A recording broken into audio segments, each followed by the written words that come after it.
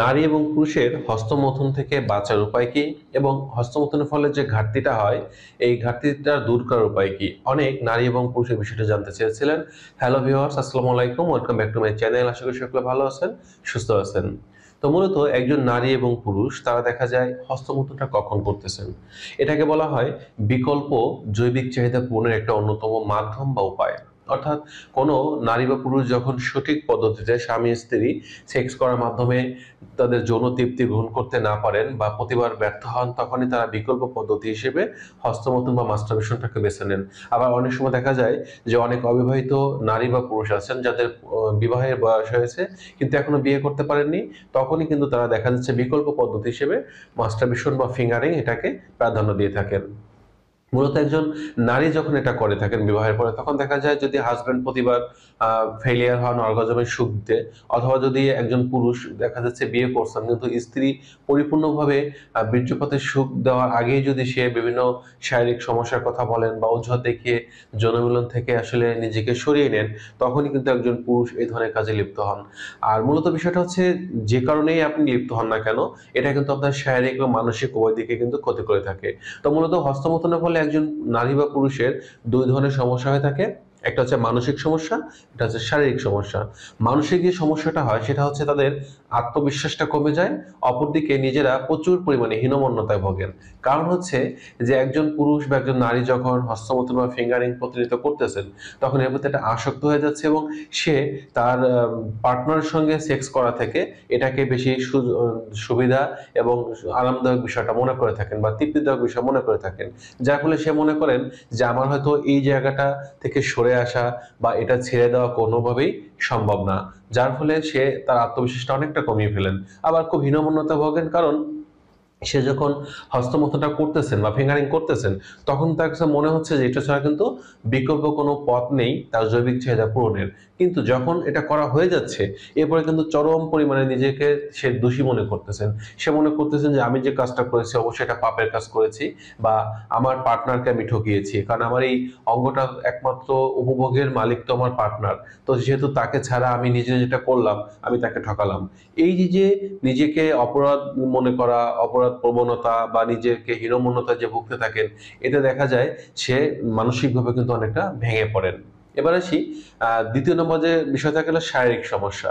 এক্ষেত্রে নারী এবং পুরুষের উভয়ের দেখা যায় যৌনাঙ্গের সংবেদনশীলতা অনেকটা হ্রাস পায় এবং এখানে ব্যথার সৃষ্টি হয়। বিশেষ করে পুরুষের পেনিসের যে লিঙ্গ মুন্ডু বলি আমরা, এই জায়গাটা অনেক সময় ব্যথার সৃষ্টি হয়, কারণ যখন চেপে চেপে এই মাস্টারবেশনটা করা হয় তখন কিন্তু এই জায়গাটায় প্রচন্ড একটা ইফেক্ট পড়ে, যার ফলে পরবর্তী দেখা যায় যে সংবেদনশীলতা হ্রাস পাওয়ার পাশাপাশি এখানে ব্যথার সৃষ্টি হতে পারে। ঠিক একইভাবে একজন মেয়েও যখন ফিঙ্গারিং করেন, তখন দেখা যায় তাদের ক্লাইটোরিস, তাদের জি স্পট বা তাদের ভ্যাজাইনাল যে ক্যানাল বলে থাকি, এই জায়গা যখন সে হাত ব্যবহার করে বা ফিঙ্গার ব্যবহার করে অথবা কোনো ফরেন বডি এগুলো ইউজ করে থাকে, তখন দেখা যায় এখানে অতিরিক্ত প্রেশার দিয়ে এটা করার ফলে তাদেরও কিন্তু এখানে বিভিন্ন প্রকার ইনফেকশন হওয়া, ব্যথা অনুভব করা, এগুলো দেখা দিয়ে থাকে। আর দ্বিতীয় নম্বর যে সমস্যা হয় সেটা হচ্ছে শরীরে হরমোনের ইমব্যালেন্স চলে আসে, ভারসাম্যতা নষ্ট হয়ে যায়। অর্থাৎ মেয়েদের শরীরে যে পরিমাণ ইস্ট্রোজেন হরমোন থাকার কথা সেটা অনেকটা কমে যায়, পুরুষের শরীরে যে পরিমাণ প্রজেস্টেরন হরমোন থাকার কথা সেটাও সঠিকভাবে থাকে না, অনেকটা কমে যায়। তৃতীয় নম্বর যে ক্ষতিটা হয় সেটা হচ্ছে শারীরিকভাবে দুর্বল হয়ে যান এবং অনেক সময় দেখা যায় কোনো কাজ করতে ভালো লাগে না, কোনো কিছু মনে রাখতে পারে না, স্মৃতিশক্তি কমে যায় এবং সবসময় শরীরে একটা দুর্বলতা, একটা ক্লান্তি এটা অনুভব করতে থাকেন। এবার আসি এইখান থেকে আমাদের বেরোনোর উপায়টা কি বা আমাদের এই ঘাটতিপূর্ণ উপায়টা কি? আমরা যদি এই লাইফ থেকে বেরোতে চাই, তাহলে প্রথমত যে কাজটা করতে হবে, অবিবাহিত যারা আছেন যদি বিয়ের উপযুক্ত বয়স এবং সুযোগ থাকে তাহলে বিয়ে করে নিতে হবে। আর যারা বিবাহিত জীবনে আছেন, যদি এমনটা হয় যে আপনার হাজবেন্ড হয়তো আপনাকে পরিপূর্ণ অর্গাজমের সুখ দিতে পারছেন না, তাহলে অবশ্যই হাজবেন্ডকে চিকিৎসা করাতে হবে, তার সমস্যা সমাধানের পথ খুঁজতে হবে। আবার যদি স্ত্রীর সমস্যা থাকে, তাহলে অবশ্যই তাকেও ভালো ডাক্তার দেখিয়ে তার সমস্যা সমাধানের পথ খুঁজতে হবে। কারণ হচ্ছে দাম্পত্য জীবনটাকে সুন্দরভাবে পরিচালিত করার জন্য হস্তমৈথুন কিন্তু কোনো ভালো কোনো বিষয় না। এখানে কিন্তু স্বামী স্ত্রীর জৈবিক চাহিদা পূরণের জন্য যৌন মিলন বা সেক্সটাই কিন্তু এখানে মুখ্য বিষয় রাখতে হবে, মনে করতে হবে। আর দ্বিতীয় নম্বর বিষয়টা হচ্ছে যে এতদিন যেটা করেছেন, যে ঘাটতিটা হয়েছে, এটা পূরণ করার জন্য আপনাদের খাবারের দিকে নজর দিতে হবে, লাইফস্টাইল চেঞ্জ করতে হবে। অর্থাৎ আমাদের বেশি করে প্রোটিন সমৃদ্ধ খাবার খেতে হবে। প্রোটিন সমৃদ্ধ খাবার আমরা কোন কোন খাবারের মধ্যে পাবো? বিশেষ করে দুধ, ডিম, মাংস, মাছ, এই খাবারগুলো প্রচুর প্রোটিন থাকে। এই খাবারগুলো প্রতিনিয়ত খাদ্য তালিকায় রাখার চেষ্টা করতে হবে। দ্বিতীয় নম্বর যে খাবারটাকে আমরা প্রাধান্য দিব সেটা হচ্ছে আপনার ওমেগা 3 ফ্যাটি অ্যাসিড সমৃদ্ধ খাবার। এগুলোর অন্যতম উৎস হচ্ছে বিভিন্ন প্রকার বীজ বা বীজযুক্ত খাবার, এরপরে বাদাম বা আমরা দেখা যাচ্ছে যে সূর্যমুখী বীজ, এর পাশাপাশি দুধ বা দুধের তৈরি খাবার, সামুদ্রিক মাছ বা স্যালমন মাছ, কড লিভার অয়েল, এতে প্রচুর পরিমাণে ভিটামিন ডি পাবো। এছাড়া আমরা সূর্যের আলো থেকে কিন্তু সরাসরি ভিটামিন ডি গ্রহণ করতে পারি।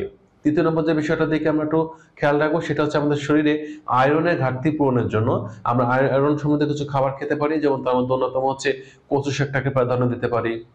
এর পাশাপাশি কলা, চীনাবাদাম, এতে প্রচুর পরিমাণে আয়রন থাকে। এটা খাওয়ার মাধ্যমে কিন্তু আমাদের শরীরে যে আয়রনের ঘাটতিটা আছে এটা পূরণ হবে।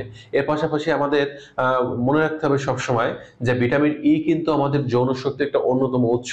আর ভিটামিন ই আমরা পর্যাপ্ত পরিমাণে পাবো সকল প্রকার সবুজ যে শাকসবজিগুলো আছে, এর পাশাপাশি বাদাম বা বাদাম জাতীয় যে খাবারগুলো আছে, এতে প্রচুর পরিমাণে আমরা ভিটামিন ই পাবো এবং এই জাতীয় খাবারগুলো আমাদের রাখতে হবে। আর যদি এই জাতীয় খাবার আমরা খেতে না পারি তাহলে সরাসরি বাজার থেকে ভিটামিন ই যুক্ত যে ফুড সাপ্লিমেন্ট বা মেডিসিন আছে এটা খেয়েও কিন্তু আমরা আমাদের সমস্যাটা দূর করতে পারি।